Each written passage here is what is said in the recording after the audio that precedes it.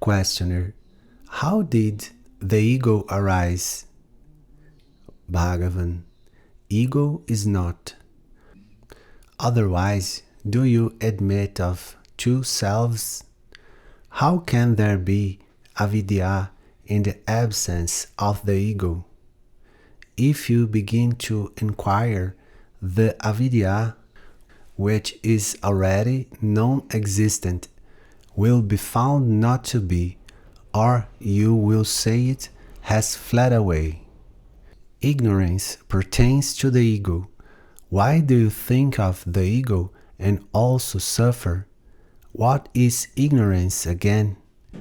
It is that which is non-existent. However, the worldly life requires the hypothesis of avidyā. Avidyā is only our ignorance and nothing more.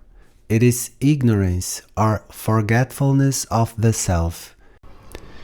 Can there be darkness before the sun?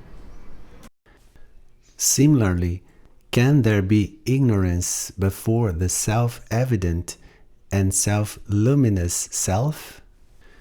If you know the self, there will be no darkness, no ignorance, and no misery. It is the mind which feels the trouble and the misery. Darkness never comes nor goes. See the sun, and there is no darkness. Similarly, see the self, and avidyā will be found not to exist. Questioner: how has the unreal come? Can the unreal spring from the real? Bhagavan: see if it has sprung. There is no such thing as the unreal, from another standpoint. The self alone exists. When you try to trace the ego, which is the basis of the perception of the world and everything else, you find the ego does not exist at all, and neither does all this creation that you see. Questioner: it is cruel of God's Lila play to make the knowledge of the self so hard. Bhagavan: knowing the self is being the self, and being means existence, one's own existence.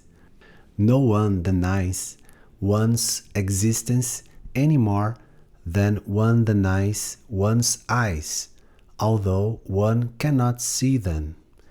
The trouble lies with your desire to objectify the self, in the same way as you objectify your eyes when you place a mirror before them.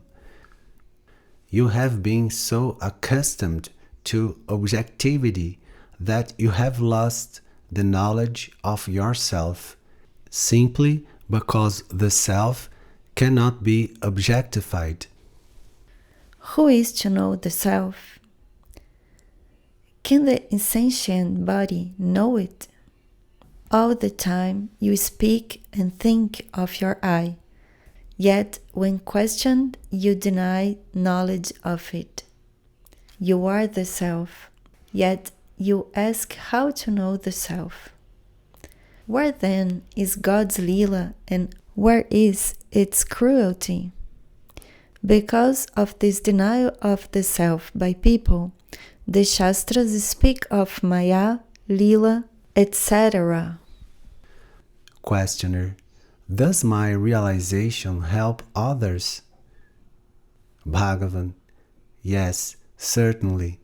It is the best help possible, but there are no others to be helped, for a realized being sees only the self, just like a goldsmith estimating the gold in various items of jewelry sees only gold. When you identify yourself with the body, then only the form and shapes are there.